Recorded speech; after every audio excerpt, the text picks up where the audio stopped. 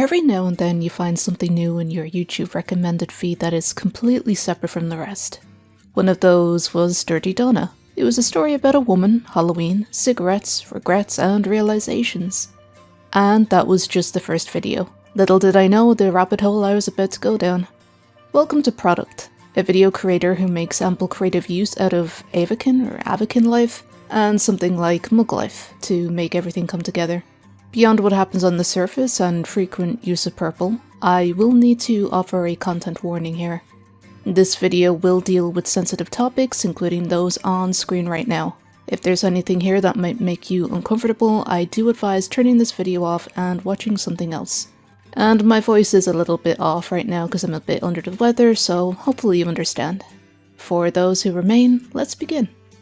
It's important to keep in mind that every video, at least almost every video, is intertwined somehow. If not by roaches, then by cigarettes, a mannequin woman, purple girl, or the colour purple and what it represents. There are a few other things that make frequent appearances in product videos. The same girl who shows up twice now, alongside similar looking girls, just without the beauty marks, different eyes, makeup and clothes. Though the colour pink is prominent, as is the matching voice amongst each appearance of these characters. I can't tell for certain whether or not these similar girls are really the same, or if it's just coincidence, as even Grandma gets a bit of a makeover, maybe. But they still play a pivotal role in the story of a boy. Perhaps even his father makes an appearance due to the elongated limbs and shadowy figure noticed elsewhere. These characters don't exactly bear names, so I'll simply call them Blondie, mixed with their respective eye colour, Grandma, Father, Mannequin Woman, and Bald Boy for the sake of the video. Blondie of all eye and eyebrow colours in hindsight often try to direct the boy, even be the bearer or harbinger, if you will, of intense realizations or the gravity of the situations at hand. And even just stirs up trouble for seemingly no reason. I wasn't sure if she was entirely real, but we do see Grandma interact with her in Bathwater for sale, so I'm inclined to think that she may have been real at one point. Not just some part of Bald Boy's mind forcing him to face a cruel reality. In Cold Grandma, brown-eyed Blondie focuses on a bed, active washing machine, and a chair. It's like the Three Stooges, she says. Grandma comes in to correct her in that there's actually 4. What did you just say to me? So there could be something else missing here. After a brief interaction, attention is driven towards the pitch-black doorway always following Cold Grandma. It's always been there, Grandma says, unable to confront the fears this doorway represents. Brown-eyed Blondie races towards it to confront what lays on the other side. Standing on stage in front of an audience making fun of her, a tall and shadowy figure whose real-world body takes the backseat, revealing his true nature, is standing in the corner, their ghostly white face and sinister grimace just staring at the school's crowd. He stretches out his long arms and the video ends. In Giving My Turtle a Haircut, we see a similar grey-eyed Blondie taking her turtle's head for a haircut. I'm sick of your fun facts, Ron. Sitting on the school bus beside Bald Boy. All three are going to the quote, haircut place, but grey-eyed Blondie calls Bald Boy childish for how he sits, and in her own childish way tells Bald Boy to sit like a grown-up. No fashy gihu for you. No fashy gihu ever for you. You don't deserve any fashy gihu. Any. Ooh. Now sit like a grown-up. At their destination, it isn't a traditional hair salon. It's a wide open field without another soul in sight. Not at first anyway. In the field, there are 2 dirty mattresses and a long dark-haired mannequin. Grey-eyed Blondie tells her that they're all there for their haircuts. Creepy Manboy pops out from behind a van drenched in green. Green as a colour makes a brief reappearance later in the video Creepy Manboy, just seemingly as a favourite colour. Green-eyed Blondie eventually directs Bald Boy to sit on the mattresses, and he does so. She then asks if Bald Boy has ever wanted to stay a child forever, because sometimes she does. That adulthood is full of bills and pain. Bald Boy asks if the haircut will hurt. Yes. It is going to hurt. A lot. An axe from Creepy Manboy's set of tools appears in the mannequin's hands and removes his head. It falls onto the mattress, screaming briefly before all movements stop, almost as though he too has become like a mannequin, face frozen in agony. The end. In Bathwater for sale, we see green-eyed Blondie visiting Bald Boy at his home. Bald Boy's mother goes on holiday in the same outfit we saw Cold Grandmother wear before she went out into the freezing winter snow. A tear streamed down her face as she departed, claiming that she would return in 2 weeks and that Grandma and Father will be taking care of them. Father is a sinister and shadowy figure indulging in homemade videotapes of Bald Boy before it cuts to Bald Boy and Green-Eyed Blondie playing upstairs. In the middle of the play session, Green-Eyed Blondie tells Bald Boy that his missing cat is dead in the snow, states his mother isn't coming back, and is needlessly harsh and cruel. Father listens in from behind the door as Green-Eyed Blondie belittles Bald Boy, saying he'll grow up ugly and other insulting things. Bald Boy covers his ears, entering the fetal position. Father opens the door, and the all-encompassing darkness invades the space. His elongated limbs erupt from his body, and roaches follow in his footsteps. And surprisingly, Green-Eyed Blondie smiles. Whether this is genuine delight in the misery or a coping mechanism, I'm not sure. Nevertheless, she says, "Your dad seems nice," while they both hang out in the kitchen. Grandma is there, face half burnt and covered in cuts and bruises, just like Bald Boy. She tries to stifle the Green-Eyed Blondie's insults as Bald Boy grows more and more resentful of her presence. Grandma whispers in her ear that Bald Boy is just like his father deep down. A shot to tapes and various jars of bathwater are seen, each labelled things like "no reason" and slurs. When the camera pans to Grandma and Green-Eyed Blondie, Bald Boy is gone. It's bath time. A camera is seen in the bathroom space, and while we don't see what goes on behind those doors, we can only surmise what happens next. When Bald Boy returns, he states that he feels dirtier than ever. Green-Eyed Blondie continues berating Bald Boy, but he's had enough. Using a large rock, Bald Boy silences her with it until she doesn't move anymore. Mannequin Woman appears behind the lifeless body. Bald Boy begs to get up from the floor.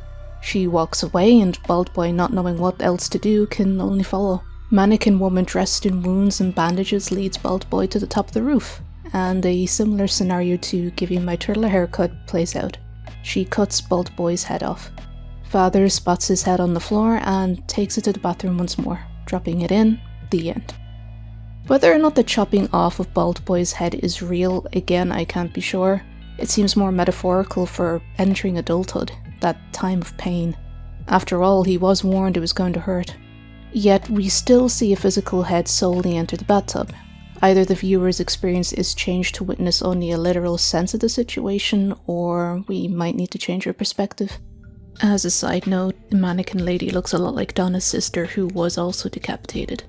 In Creepy Manboy, this name is familiar. We now see a grown version of Bald Boy, an evolved or devolved version of himself anyway. He's introduced as entering the dating scene set up by Green-Eyed Blondie. He spends time next to a bruised Green-Eyed Blondie, both seated at a computer in a pure white space, and yet she was supposed to be dead. So was he. You'll notice a cigarette hangs from beneath the monitor of the PC before disappearing. Cigarettes in Dirty Donna contained a psychoactive ingredient, so who knows if any of this is real. Roaches also scuttle around inside what otherwise appears to be a sterile, pure space. Green-Eyed Blondie takes a photo of Creepy Manboy and builds up a profile.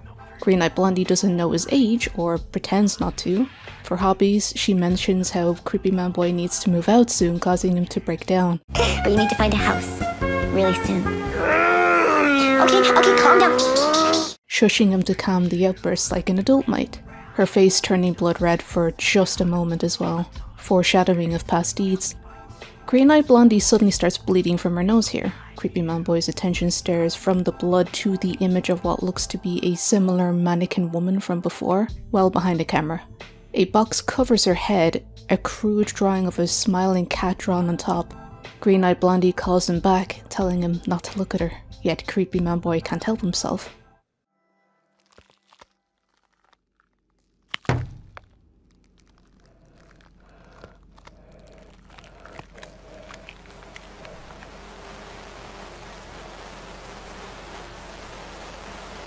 Attention inevitably diverts back to Green-Eyed Blondie, filling in Creepy Manboy's profile.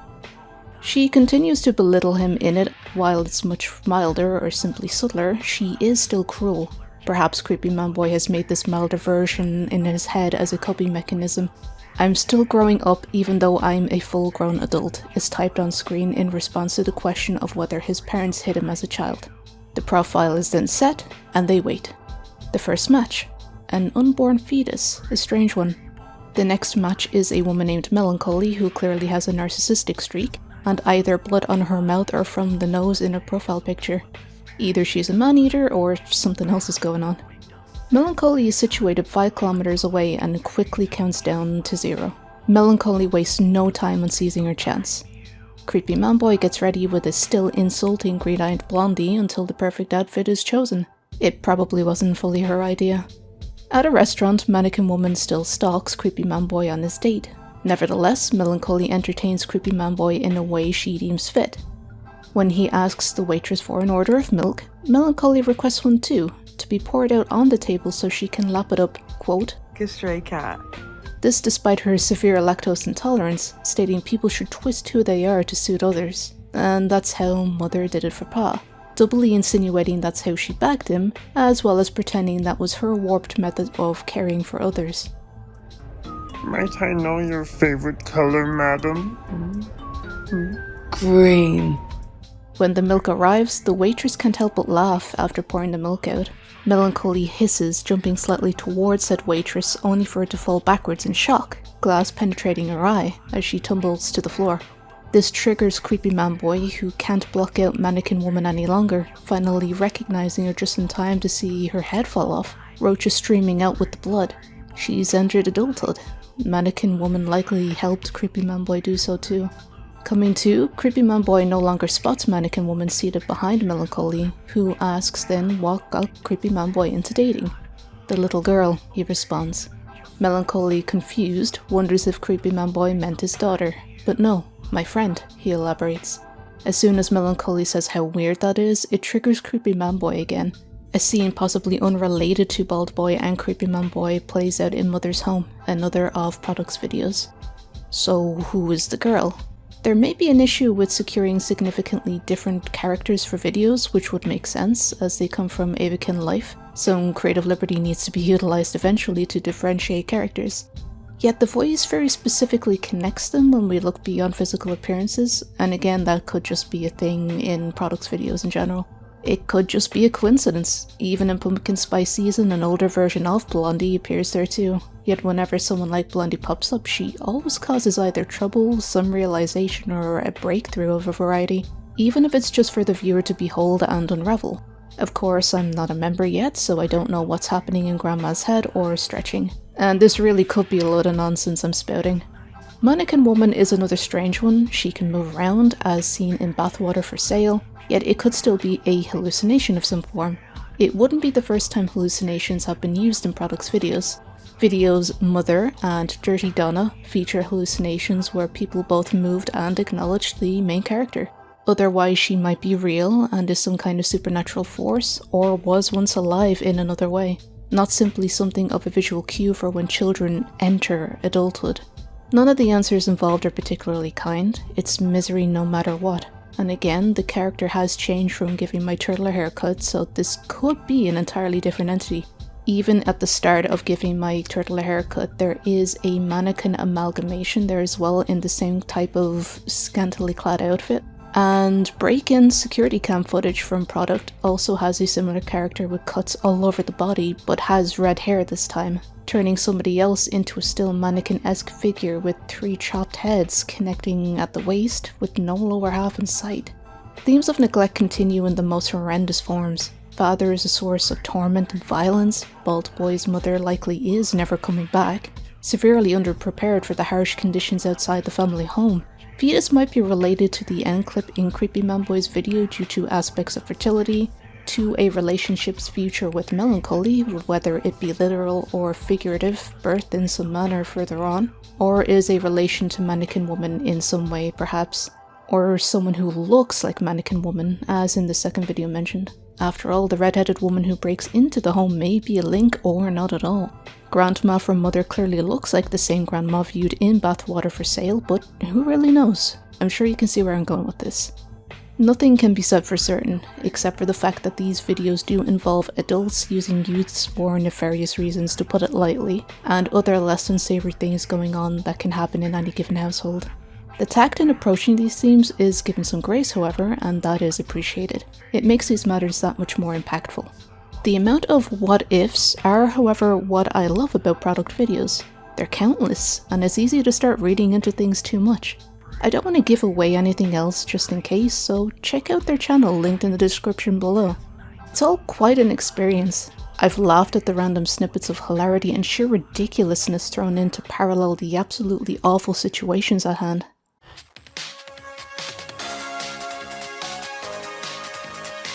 Maybe you'll enjoy their videos as much as I have so far. Thanks for watching, and if you feel like supporting the channel, consider subscribing or dropping a like. And if you didn't enjoy it, dislike it so you see less videos like mine. Until next time. Thank you! Oh my god.